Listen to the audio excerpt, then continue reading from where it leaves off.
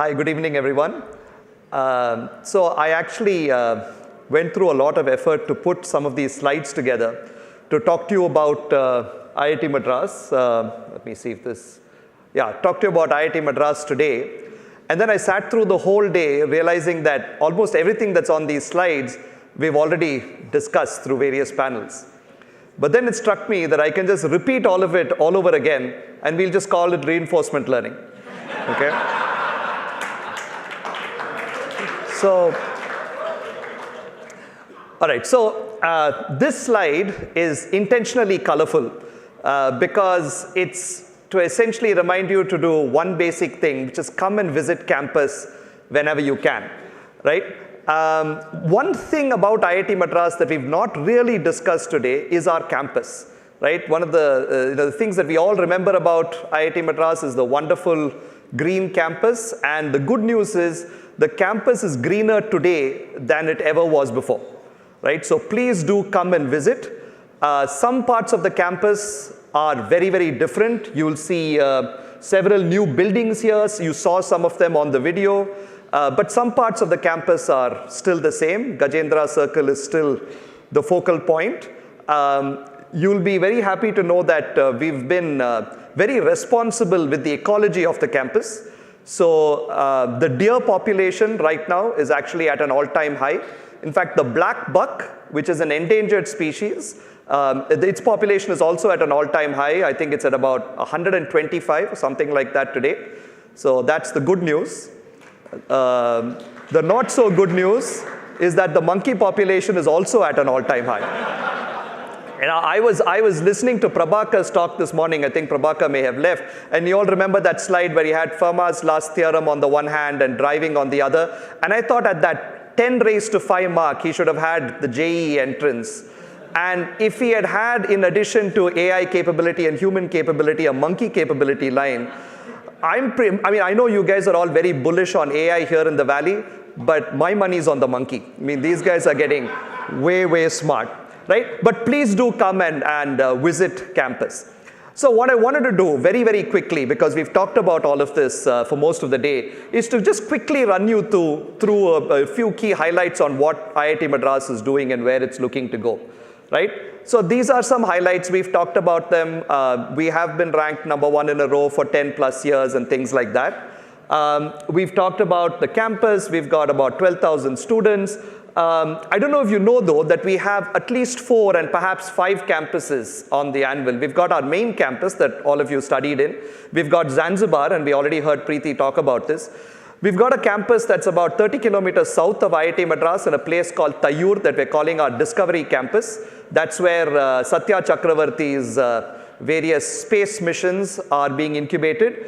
And we also recently were given some land in Auroville near Pondicherry and also in Pondicherry to develop another campus there where we'll focus a little bit on sustainability. So while we try to be good stewards of the existing campus, we are also expanding our footprint elsewhere. I'm very quickly going to touch upon these sort of 8 areas. Again, several of these we've talked about. So where we have, I'll just quickly rush through. So I think it's a great time to be a student at IIT Madras. If it weren't for the near impossibility of cracking that JEE again, I would much rather, I think, be a student now than 25, 27 years ago. Lots of students play sports. We do really well with the inter-IITs and things like this. Our cultural events, again, have gone up several notches. We still have some of the best music teams, quiz teams. Sarang is a wonderful festival. So the old ways still exist. But this middle part, and I touched upon it in the morning, and Prabhu spoke about it quite a bit during his panel, is this Center for Innovation, which is this maker space that we've created where students come together and actually build things with their hands. And this is something that I felt I missed when I was a student, and possibly many of you did as well. We learned a lot of things we never really built. But today's students actually have an opportunity to come to the Center for Innovation, build things, and all of these teams, you can see the Hyperloop team, there are teams that are building race cars. These guys are really getting their hands dirty by the time they graduate. And that, I think, is really creating some very positive synergies on campus. We also have a technical festival called Shastra, which is the Mardi Gras / Sarang equivalent, but for for technical events. And again, that is heavily oversubscribed by not only our students, but students all across India, really. But while we've spoken about a lot of this, something that we've not spoken about, which I just wanted to sort of highlight, is that we are a large campus. We have 12,000 students, and we feel very strongly about ensuring mental and physical health and well-being. So we have a number of initiatives that are meant to support students with all kinds of physical, emotional, other kinds of needs. And this is something that we've really started working on and strengthening. So on the one hand, we want to cater to student aspirations as they start building these wonderful products and trying to sort of innovate with advanced technologies. But we also want to ensure that we have a happy, satisfied student body that without pressure can actually perform on campus. So there's a lot of work that we're doing on student wellness as well. I spoke a little bit this morning about the curriculum today at IIT Madras, which is extremely flexible. The key number on this slide is the 172, which is, so we have a slightly different credit system. So people aren't studying more, it's just that we count the numbers differently. But roughly about 40% of what you study is what has to be in the department that you registered for. The others, you have quite a bit of choice. But it's not just your ability to choose courses. You also have, for instance, right down there, you'll see something called the IITD, which is your ability to stay back an extra year and do a master's degree in an interdisciplinary field. And that's what one of the I's and one of the D's stand for. So today, if you're a student who comes into civil engineering like me, and you come in thinking branch change, which most of us in aerospace or naval arc or civil did, right? And don't pretend that you didn't. And we went all the way up till quiz 1, and when the physics quiz 1 marks came back, we knew branch change was a distant dream, right? And we had sort of reconciled ourselves to, all right. Yeah, I can see I'm really opening some old wounds here and things like that, but great. Right? But it's not the end of the world anymore, right? You can take all these courses and other disciplines that you wanted to do. You can be whatever, but you can go to the Center for Innovation and join the team that you wanted to be a part of. You can do a master's and whatever you want. So the point today is, it doesn't matter. You can do what you're interested, right? And hopefully that's leading to students graduating with a lot more energy and sort of having spent their time usefully and wisely while they're on campus. But the other thing that we didn't talk about as much today is that I believe this past year, 17 lakh kids appeared for the JEE exam. Okay, the JEE main exam, as we called it. 800 of them entered IIT Madras, right? So 17 lakh write the exam, 800 enter IIT Madras. There are at least 3 to 4 lakhs within the 17 where kids are really, really good. But because of the intensity of competition, they are not going to get into IIT Madras or into any of the other IITs, right? So one of the things we're focused on is how do we work with people who are not in the IIT system, but could still well be deserving of an IIT education. So we're spending a lot of time on looking at outreach efforts. We have a new center called CODE, the Center for Outreach and Digital Education. Some of you will be familiar with the NPTEL program, the National Program for Technology Enhanced Learning, which is just simply us putting many of our courses online, accessible to everyone. So if you're studying in a university and you can't understand thermodynamics because your professor isn't able to explain it properly, you can probably take a thermodynamics course on NPTEL, right? But more and more, we're starting to formalize this. We actually now run degree programs online. We have an online Bachelor's of Science program in data science and AI. And we've got about 35,000 students registered for this program. Now, the thing is, again, this is the exact inverse of the JEE, right? The JEE is an exam where it's very difficult to get in, but once you get in, we make sure that everyone gets out, all right? This is the opposite. The entry bar is much lower, but the courses are still of the same level of difficulty as a regular IIT course, which means not everyone can cope with it. If you can, you get a degree. If not, you can sort of exit laterally midway with a certification and things like. But the point is to try and reach as many people outside the IIT system as well. We spoke a little bit today, in fact, throughout the day, about the kind of research that's happening at IIT Madras. And one of the fundamental shifts between IIT Madras earlier and IIT Madras now is this focus and emphasis on research. So these are just some numbers that we published. And these are, by the way, just the numbers for last year. So we published several thousand papers a year, several hundred patents, and things like this. We have a number of research centers that we were sort of really betting on to be best in class in the world. We started with this Institute of Eminence scheme that I think was mentioned earlier today. We started with about 70 or 75 research centers, and we've boiled them down to about 15 today, possibly 4 or 5 tomorrow, that we believe will be absolute world beaters. And you've heard from several people from those research centers earlier, so I'm not going to go into that in very much detail. Okay, but one of the things that I want to talk about with regards to research is a lot of the research today is very collaborative with several industry partners. I think FedEx is here, we just talked about it. So I just wanted to say there's a lot of BAM going on, right, with several other companies as well. And what this has done is this sort of focus on research, as well as the focus on the one hand, fundamental scientific research, but also on applied research working with companies, has led to a very vibrant innovation and entrepreneurship ecosystem, where a lot of students are working on projects that have commercial potential. And once they realize they have commercial potential, they want to try and see if they can actually start up. Again, we had a panel today, we had Prabhu, we had Satya talking a little bit about what was happening on that sphere. But we have what we're calling an innovation and entrepreneurship stack. So a student today comes in and in their first or second year goes to the Center for Innovation and starts building things with their hands. At some point they say, hey, what I'm working on may have a little bit of commercial value. So they come to this program called Nirman, which is our pre-incubator program, where we try to help them see if there's a feasible business model with regards to whatever they're working on. And there's a number of things that help support the Nirman program. And at the end of it, hopefully by their final year, they come out saying, this idea that I have might actually work. We flip them over to our incubator, which is in the IIT Madras Research Park, which is just behind Mandak Hostel, and actually provide them with seed funding and connect them to mentors, investors, and things like this.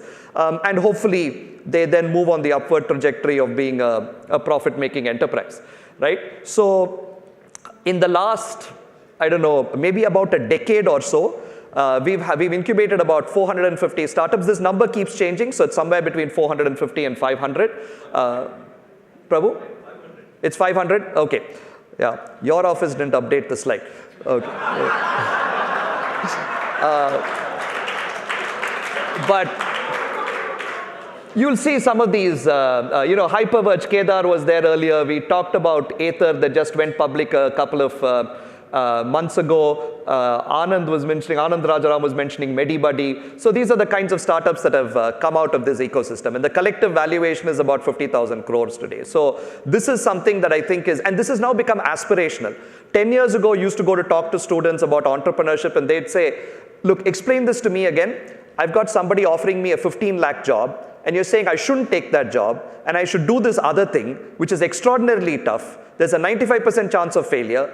I'm not going to get paid a penny for the next couple of years. Why in the world should I do this, right? Today, it's the exact opposite, right? As of a few years ago, there are more students from IIT Madras who work with a startup or have started up their own company than students who go abroad in a graduating class, right? That's how far we've come from 90% of us coming abroad, okay?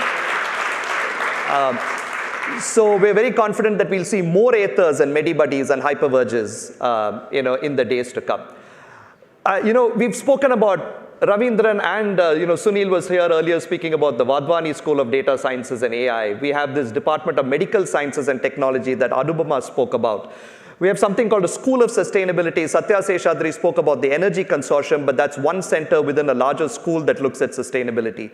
Mohan spoke about the Brain Center. So we have a number of these new initiatives that have come up, but the one underlying thread underneath all of them is the fact that they're all interdisciplinary, right? So all of them bring together people from multiple branches because the world is changing.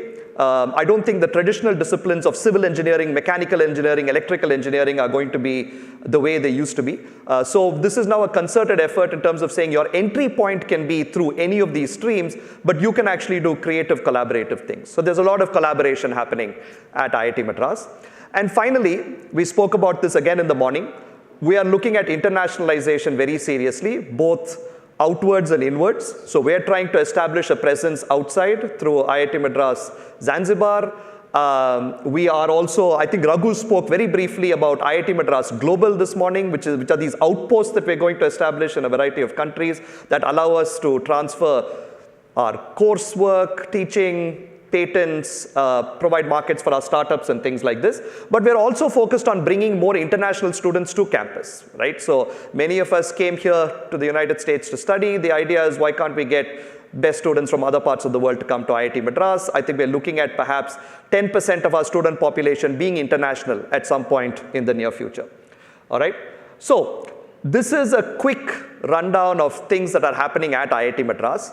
And to sort of summarize where we are and where we're going, I spoke about this again in the morning, that when most of us studied in IIT Madras, because it looks like most of us are pre-2000 or maybe pre-2010, we studied in what we're calling IIT Madras version 1.0, which was an excellent world-class teaching university, but primarily focused on undergraduate teaching. All right. Now, I just also want to emphasize that the focus on undergraduate teaching has by no means diminished. I think the undergraduate program is still a flagship program at IIT Madras. But over the last 20, 25 years, we've tried to reinvent ourselves from being a flagship undergraduate teaching university to a research-focused, innovation-focused university, which is actually now grad student heavy. So when most of us were at IIT Madras, 2/3 of the student population was undergrad, 1/3 was grad. Today, it's the other way around. 2/3 of the population are graduate students, 1/3 are undergraduates. And this has led to this NIRF #1 for the last 10 years and things like this, right? But until very recently, if you sort of benchmarked ourselves globally and you say you pick any area, you pick quantum, you pick sustainability, energy, and you say, think of the five sort of the five most important players in this field academically, IIT Madras would probably not be one of them, right? So now we're at the cusp. I said this morning at 2.001372, I think is what Raghu said, of moving from IIT Madras 2.0 best in class in India, right, to trying to be one of the best in the world. And when we say one of the best in the world, the idea is to be thought leaders as far as at least some academic disciplines go, right? And what those are, we're sort of talking through and trying to figure that out. But that's what IIT Madras 3.0 is going to look like, right? So we're IIT Madras 2.0 now. We want to get to IIT Madras 3.0, where when someone takes a field of study and says, who are the top 3 people you can think about here? One of those names is IIT Madras, right? And so we influence practice, we influence policy, we influence education, and all those kinds of things. Now, how do we get to IIT Madras 3.0, right? What do we need to do? So we've got 5 things that we want to look at. One is, as far as students are concerned, how do we open up avenues for students to be even more expressive than they currently are? How can they be even more innovative than they currently are, right? We've got, the JEE is still a wonderful exam. We get super talented students coming in. The GATE exam is still a wonderful exam. We get super talented students coming in. How do we unlock their potential, right? The second piece of the puzzle is, how do we get the best faculty in the world to come to IIT Madras? Some of them on a full-time basis, but others as visiting faculty on sabbatical and things like this, right? So how do we work out that piece? Third, maybe right in the middle there is, how do we take some of our research centers and make them best in class, right? How do we make sure that they're doing the absolute cutting edge in each of their respective fields? Fourth is, how do we build world-class infrastructure on campus? And here I'll be honest with you, when many of us come to campus, we go back to our hostel rooms, right? And we're very happy to see the hostel room exactly the way we left it. And sometimes there's even somebody says, oh, if you open this latch on the door, you'll see this thing that I wrote and things like this. Now that's great. It's very nostalgic. I'm glad you come back and enjoy the campus. But if 30 years down the line, your hostel room hasn't changed, then I think there's something wrong with it, right? So I think we'll have to, over a period of time, start looking at an infrastructure revamp. If you really want to be world-class, you also have to look world-class. And finally, if you want to be global, you have to go global, right? And that's another sort of thrust areas, right? So we've got these 5 things that we're focusing on, right? And this is where I want to sort of come to my, more or less, the punchline, which is, IIT Madras 2.0, and I said this morning again, was enabled through the support of our alumni. Right? Of course, the campus at IIT Madras, the faculty, the government of India, the students, all of us did a lot of work, but we were generously supported by alumni, except all the slides I've shown here today. Except maybe for that one slide on the flexibility of the curriculum, every other slide has the imprint of alumni on it. Right? Alumni have contributed to every single one of these efforts that I've shown here today, and that has enabled us to come to IIT Madras 2.0. Okay? But we'll need to double down on this if we want to get to IIT Madras 3.0 at some point. Yeah, we've got 10,000 alumni we've got an alumni base of about 65,000. We've got 10,000 alumni who've participated in the journey of IIT Madras over a period of time, right? And we've talked about this paradigm of time, talent, and treasure, right? And I think the first message to all of you is, please come and visit campus, because seeing is believing. It's one thing to sit here and talk about what's happening. It's another to see things for themselves. Please do come and spend some of your time helping us think through some of these issues that I've talked about. I think Ravindran had a very clear open invitation saying if a lot of our students would like mentorship in a variety of fields, that's an easy place to start. Just come and give a talk on what you're doing. We recently instituted something called a Career Pathway series, where we invite alumni to come in and not so much talk technically, but just talk a little bit about how their careers have gone. Right? Because everyone's had a different path, and it is really eye-opening for students to understand that there are all these different pathways available for them to move on in life. Right? So there are low-touch ways of engaging with us on campus. But second, please also do come and spend a little bit of time helping us think through substantively various things, right? I mean, for instance, we have, Venkat Rangan's played a very important part in helping us think through the Wind Center. Several alumni have played a very important part in helping us think through how to put this entrepreneurship and innovation ecosystem together. So this is not just coming and spending an hour or two on campus. This is also spending a little bit of time while you're here, while you're there, helping us think through things. And third is, I think we really need to also look at the treasure part of this, and how do we create resources that enable this transition. So when Sunil was giving his talk today, he was talking about how Stanford has an endowment of, 40 billion, and how Carnegie Mellon has an endowment of 4 billion. Well, I have news for you. IIT Madras has an endowment of about 50 million. All right, so we are a factor of 100 away from Carnegie Mellon and a factor of 1,000 away from where Harvard and Stanford and Cornell and Princeton, whoever are, right? Now, we're not going to bridge that gap in a day. It's going to take a while. But the point is we have to start somewhere, right? So I think all three of these are extremely important. And we're really looking to all of you to come to campus, engage with us, talk to us. Pick any of those 5 things you saw on one of those slides, right? So the student piece, the faculty piece, the internationalization piece, the research piece, the infrastructure piece. Pick whichever 1 or 2 of those most resonate with you and help us push each of those forward so we can get to IIT Madras 3.0 as quickly as possible. Okay? So these are just some pictures of several alumni. Some of you are in the room, some of you were in the room, who've generously supported IIT Madras on all 3 fronts: time, talent, treasure, across infrastructure, across student-related activities, across faculty development programs, research, a whole variety of things, right? And by the way, this is not an exclusive list, nor is it only a US-centric list, right? These are alumni from across the world, including India, who've spent a considerable amount of time trying to help us get to where we are today. Okay? So we hope tomorrow's world will be very, very different because of IIT Madras. And I hope you're all convinced of that by seeing the various presentations that we had today, the kinds of work that is going on at IIT Madras. And hopefully, we'll all realize this future vision together. So at IIT Madras, we really look forward to working with you. We hope to see all of you on campus soon. Thank you.